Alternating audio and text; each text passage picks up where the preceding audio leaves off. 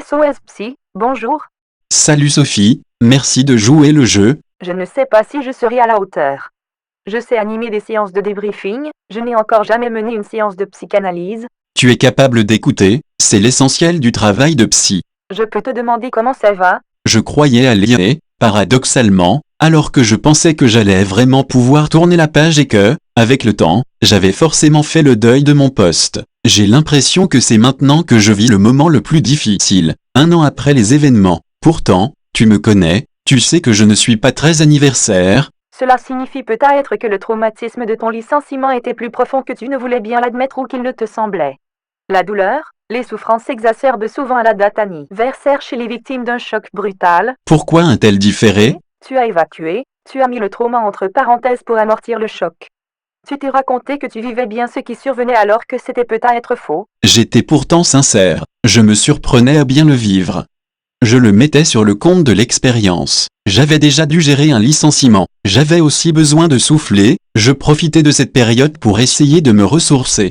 Je ne rêvais pas de mon travail, je ne faisais pas de cauchemars. Ce licenciement était tellement injuste et incroyable que toute la charge négative retombait hors de moi. Les cauchemars sont arrivés plus tard. Oui, ça a commencé cet hiver. C'était plus des mauvais rêves que des cauchemars effrayants. J'étais dans l'entreprise mis de côté, montré du doigt, ciblé en permanence. Il y a peut-être une autre explication. Inconsciemment, tu t'estimais peut-être heureux de ne pas être mort. Ou plutôt, tu ne pouvais pas te plaindre de ta situation alors que tant d'autres mouraient. C'est vrai, on arrive à 100 000 en France. Oui, cela a pu m'aider à relativiser. Je crois quand même que j'ai assez rapidement isolé mon cas des autres conséquences de la pandémie.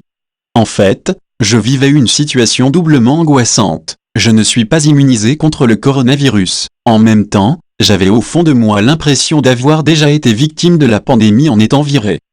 Et rien ne garantissait que je ne sois pas contaminé également par le virus.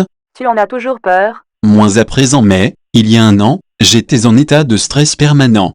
Avec les conditions dégradées de travail à distance, et le quasi-harcèlement que je subissais, la fatigue nerveuse accumulée était énorme au bout d'1 mois. Je n'en pouvais plus. Je vois une autre hypothèse.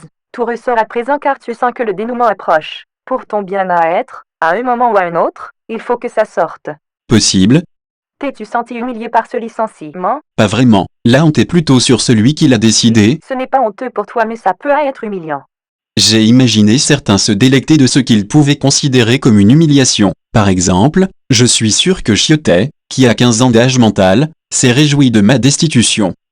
Revelli a pu penser que je l'avais bien cherché. Tous ceux qui y ont contribué ne pouvaient pas le regretter. Les moins pervers, ayant conscience que c'est quand même grave, surtout pour un quinquat, d'être mis à la porte en pleine pandémie, ont probablement vite déculpabilisé en me rendant responsable de mon sort. Tu penses que certains voulaient se venger de toi? Certains ne me souhaitaient pas du bien. Avaient-ils des raisons pour cela? Certains nourrissaient un sentiment de jalousie à mon égard. Tu as fait ton autocritique? Pas totalement. J'ai essayé de rassembler les éléments qui, objectivement, ont pu les conduire par ignorance à se comporter ainsi avec moi. C'est déjà pas mal.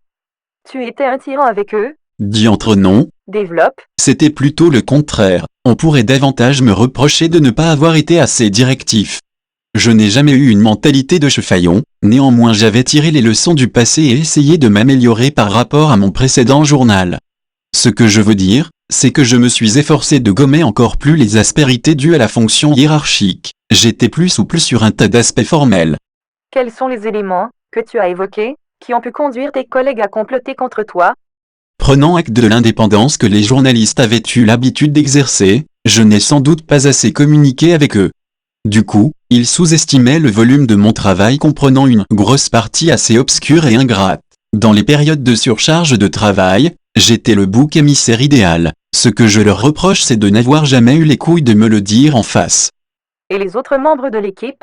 Franchement, pour eux comme pour tous, je ne vois pas autre chose de crédible que la jalousie alimentée par des fantasmes.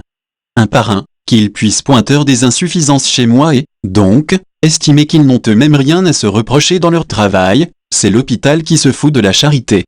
Je veux bien faire mon introspection mais, en fait, cela me conforte dans une forme de colère et un sentiment d'injustice décuplé. J'ai des défauts, ils ont des défauts mais c'est moi qu'on a jeté en me collant une faute grave imaginaire. Ils se sont payés ma tête, ils se sont ligués contre moi, ils passaient leur temps à me dénigrer, et finalement, Ils ont trouvé une meneuse pour agréger tout ça. C'est un pur scandale. Tu vois, c'était utile. Je ne t'avais jamais entendu aussi en colère. C'est une colère saine. C'est elle que tu avais rentrée pendant tous 6 mois et qui ne demandait qu'à sortir. J'espère que tu vas mieux.